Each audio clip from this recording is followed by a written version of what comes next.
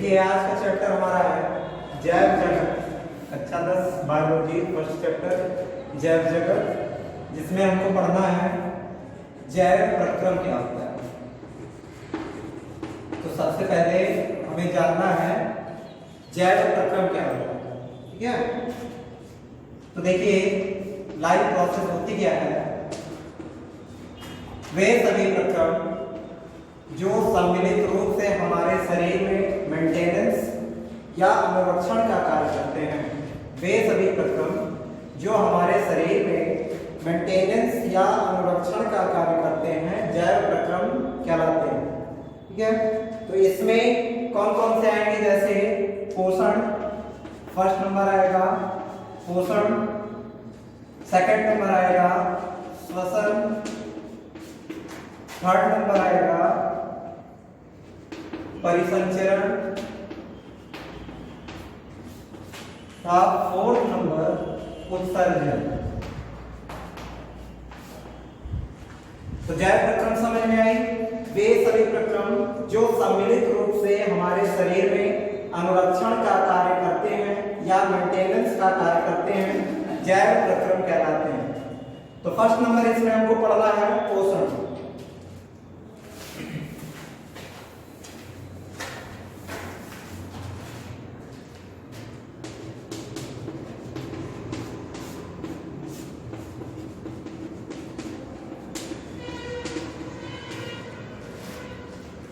देखिए पोषण क्या होता है, वह समस्त प्रक्रम जिसके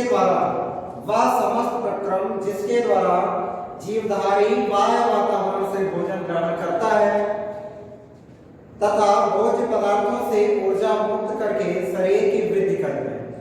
फिर से सुन लीजिए, पोषण क्या होता है, वह समस्त प्रक्रम जिसके द्वारा जीवधारी बाह्य वातावरण से भोजन ग्रहण करता है तथा भोज्य पदार्थों से ऊर्जा मुक्त करके शरीर की वृद्धि करता है, पोषण कहलाता है, ठीक है।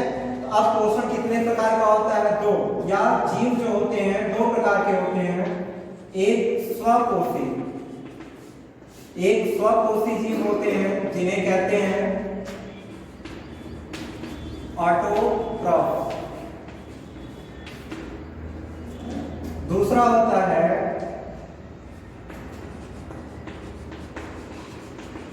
परपोषी या इसे कहते हैं हेटेरोट्रॉफ। देखिए ऑटो का मतलब होता है सेल्फ, ऑटो का मतलब क्या होता है सेल्फ, और ट्रॉफ्स का मतलब होता है पोषण, ठीक है। तो स्वयं को पोषित करने वाले जीव स्वपोषी कहलाएंगे। जैसे जितने भी हरे पौधे हैं, अधिकांश हरे पौधे जो फोटोसिंथेसिस क्रिया द्वारा, प्रकाश संश्लेषण की क्रिया द्वारा अपना भोजन स्वयं बनाते हैं, उन्हें हम क्या कहते हैं, स्वपोषी जीव कहते हैं। तो जो अपने पोषण के लिए दूसरों पर निर्भर नहीं होते, स्वयं को पोषित करते हैं, वो स्वपोषी जीव कहलाते हैं। जैसे अधिकांश हरे पौधे होते हैं जो प्रकाश संश्लेषण की क्रिया द्वारा अपना भोजन बनाते हैं। दूसरा नंबर आता है परपोषी जीव का। हेटेरो का मतलब होता है दूसरों पर डिपेंड होना, हेटेरो का मतलब होता है दूसरों पर, और ट्रॉफ का मतलब होता है पोषण। तो दूसरों पर डिपेंड होकर के जो अपना पोषण प्राप्त करते हैं वो क्या कहलाते हैं, परपोषी जीव। जैसे मनुष्य हो गया, ये जितने भी होते हैं वो सब कहीं ना कहीं डिपेंड होते हैं किस पे, हरे पौधों पर या हरे पौधे के प्रोडक्ट पर। मनुष्य हो गया, कुत्ता, बिल्ली आदि। तो देखिए पोषण में हमने क्या जाना, तो पोषण क्या होता है, वह समस्त प्रक्रम जिसके द्वारा जीवधारी बाह्य वातावरण से भोजन ग्रहण करता है तथा भोज्य पदार्थों से ऊर्जा मुक्त करके शरीर की वृद्धि करता है, वो क्या कहलाता है, पोषण। पोषण कितने प्रकार के, दो, एक स्वपोषी और दूसरा परपोषी। तो इसमें अब हमको पढ़ना है मानव में पोषण। तो पोषण तो हम लोगों ने जान लिया। तो अब इसमें हमको पढ़ना है मानव में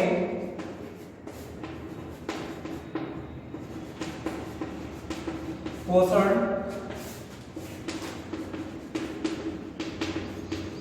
न्यूट्रिशन इन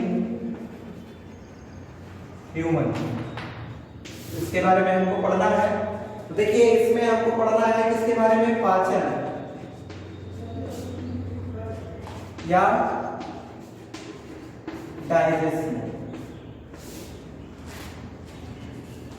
तो देखिए पाचन क्या होता है, भोजन के रूप में ग्रहण किए गए जटिल भोज्य पदार्थों को, भोजन के रूप में ग्रहण किए गए जटिल भोज्य पदार्थों को सरल भोज्य पदार्थों में कन्वर्ट करना, सरल भोज्य पदार्थों में परिवर्तित करना ही क्या कहलाता है, पाचन कहलाता है। ठीक है, भोजन के रूप में ग्रहण किए गए जटिल भोज्य पदार्थों को सरल भोज्य पदार्थों में बदलना पाचन कहलाता है। और इस पाचन को मनुष्य में ये जो पाचन क्रिया होती है उसको कंप्लीट रूप से, या मनुष्य में पाचन के लिए एक कंप्लीट सिस्टम होता है जिसे कहते हैं डाइजेस्टिव सिस्टम, जिसे क्या बोलेंगे, डाइजेस्टिव सिस्टम या पाचन तंत्र।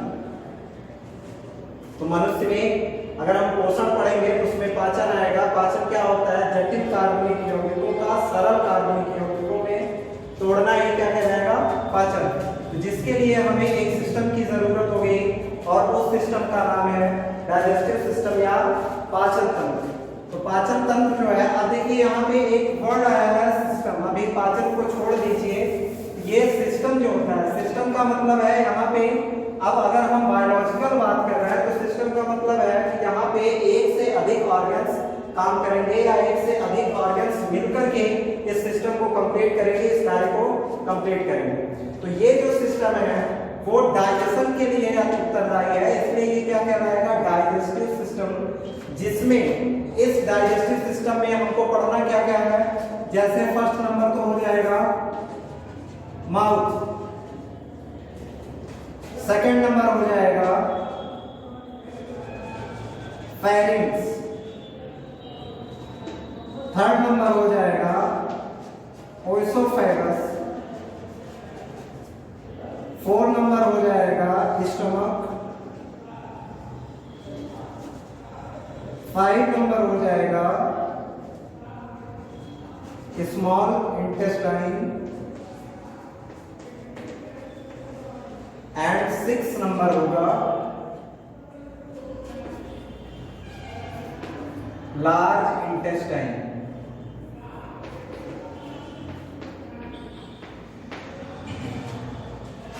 देखिए पाचन तंत्र में हमें इतनी सारी चीजों को यहाँ पे कवर करना है, यहाँ पे इतनी सारी चीजों को पढ़ना है।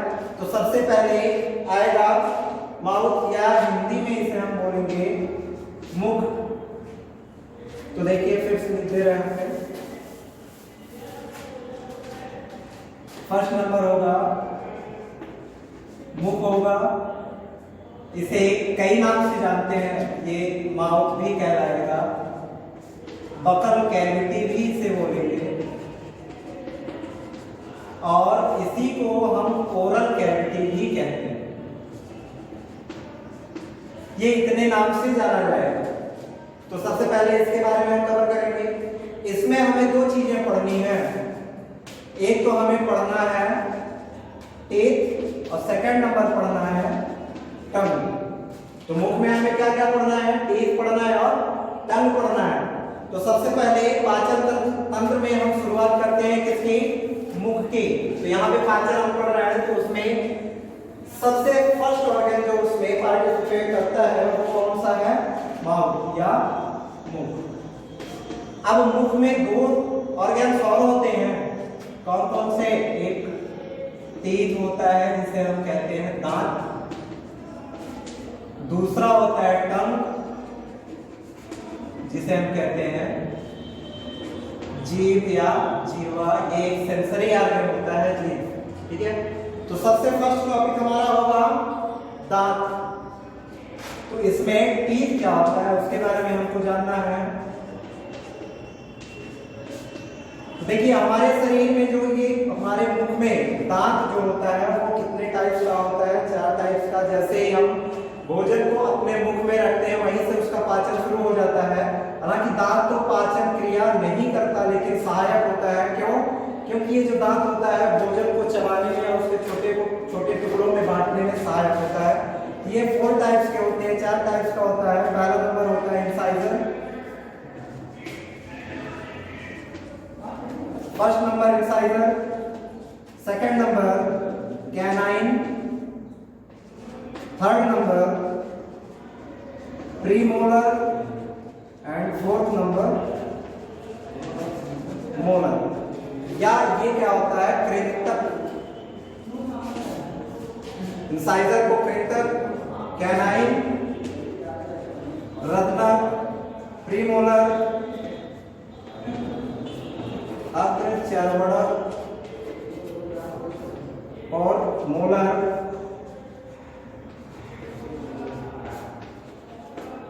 चर्वणक। ये 4 प्रकार के दांत होते हैं। तो देखिए ये दांत कैसे होते हैं? जैसे ये जो होता है अपर जॉ होता है और ये लोअर, ये ऊपरी जबड़ा है, ये निचला जबड़ा। ठीक है? तो स्माइलिंग टीथ जो होते हैं यहाँ पे इस तरीके से जो लगे होते हैं,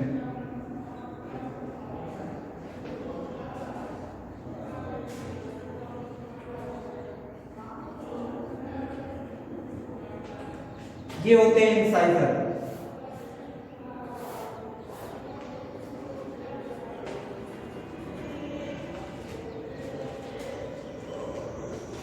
ये जो इंसाइजर होता है, कृंतक होता है, इसका काम क्या होता है? भोजन को काटना या किसी भी वस्तु को काटना होता है। तो विशेष रूप से ये भोजन को क्या करता है? काटता है। जो सबसे फ्रंट साइड, सबसे सामने होता है, 4 ऊपरी जबड़े में और 4 निचले जबड़े में। कुल इंसाइजर की संख्या कितनी होगी हमारे शरीर में या हमारे मुंह में? 8। कुल कितने होंगे? 8। दूसरा नंबर आता है कैनाइन का, जो साइड में थोड़ा सा नुकीला होता है।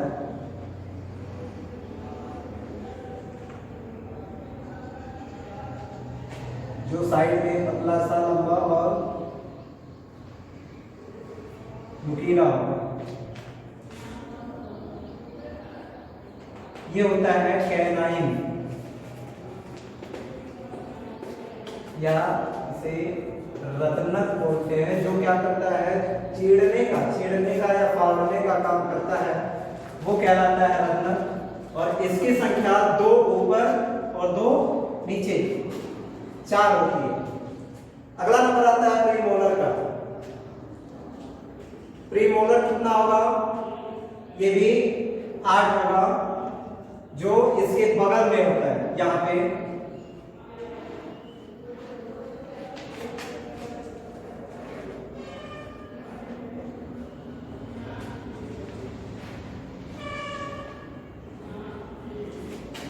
ये होता है प्रीमोलर।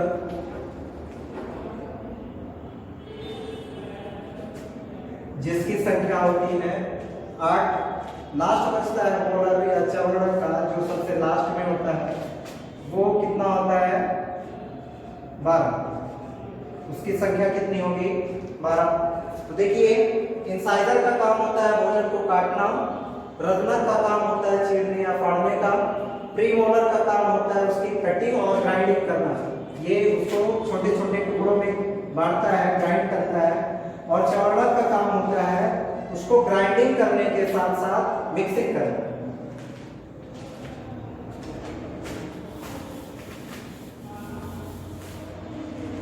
इसका काम क्या होगा? काटना। ये इसका काम होता है चीड़ फाड़, और इसका काम होता है पीसना। ये उसको और छोटे टुकड़ों में पीस करके पीसना प्लस मिक्सिंग। पीसने के साथ साथ ये क्या करेगा? मिक्स करेगा। ठीक है? ये 4 प्रकार के दांत हमारे शरीर में होते हैं। ये वयस्क मनुष्य के शरीर का दांत, वयस्क मनुष्य में, वयस्कों में कुल दांत कितने होते हैं? 32। तो बच्चों में मिल्क टूथ या दूध का दांत,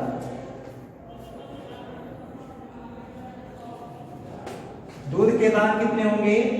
20। ठीक है, ये ऐसे दांत होते हैं जिन्हें द्विबार दंती भी बोला जाता है। ये ऐसे दांत होते हैं जो लाइफ में 2 बार आते हैं, इसलिए इन्हें क्या बोला जाएगा? द्विबार दंती। या मिल्क टीथ जो होते हैं वो कितने होते हैं? कितनी उसकी संख्या होती है? 20। और इसके लिए एक फॉर्मूला होता है,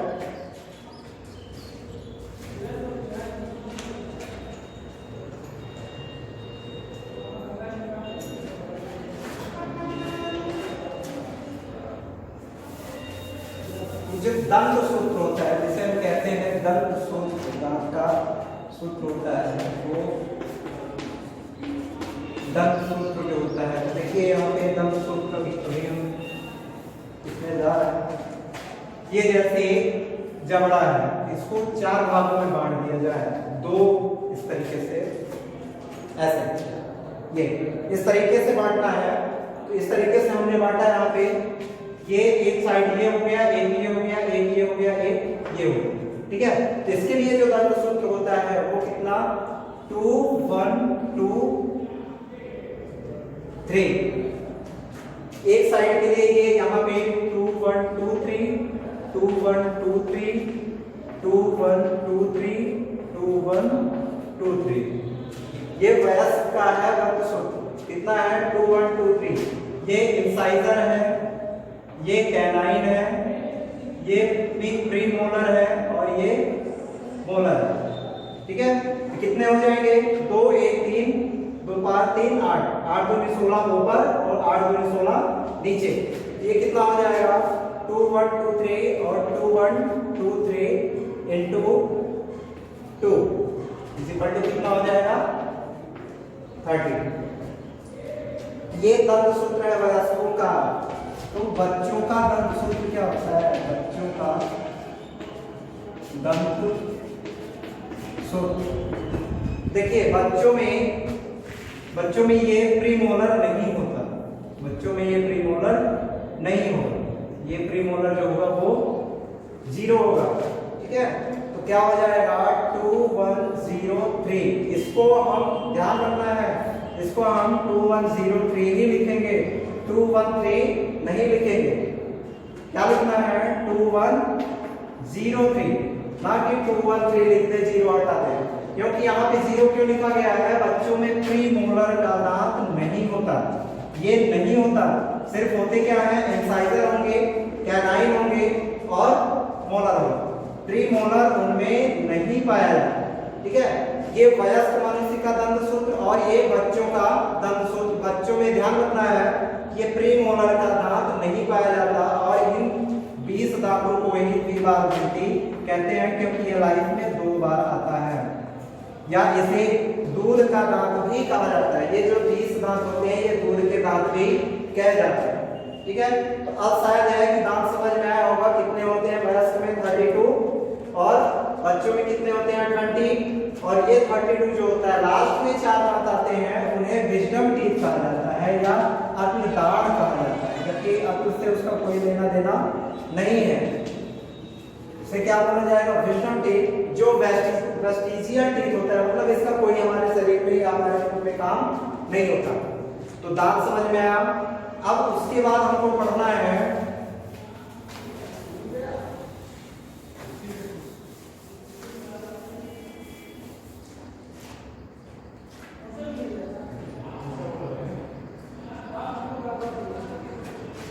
कि यहाँ पे हम एक डायग्राम बनाना चाहते हैं। पाचन जो होगा वो 2 भागों में बटेगा।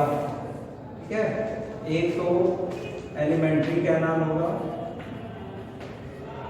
Alimentary canal. सेकेंड नंबर होगा डाइजेस्टिव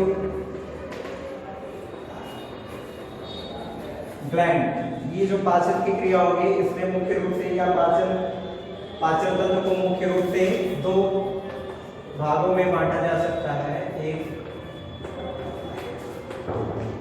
एलिमेंट्री कैनाल, दूसरा डाइजेस्टिव ग्लैंड। एलिमेंट्री कैनाल में हमको क्या क्या पढ़ना है? माउथ हो गया और फेरिंग्स,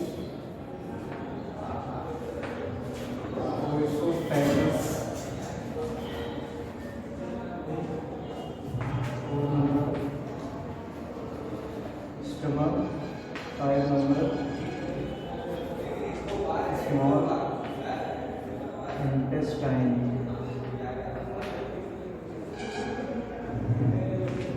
फिर 6 नंबर आ जाएगा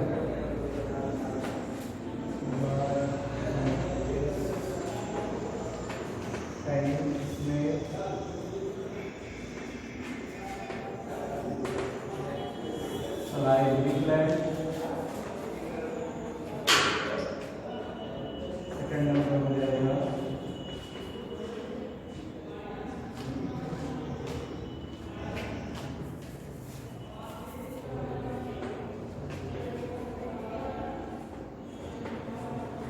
पैनक्रियास, लीवर आदि इसके बारे में पढ़ना है। तो सबसे पहले माउथ में हम लोगों ने टीथ पढ़ लिया। अब टंग नेक्स्ट पीरियड में जानेंगे।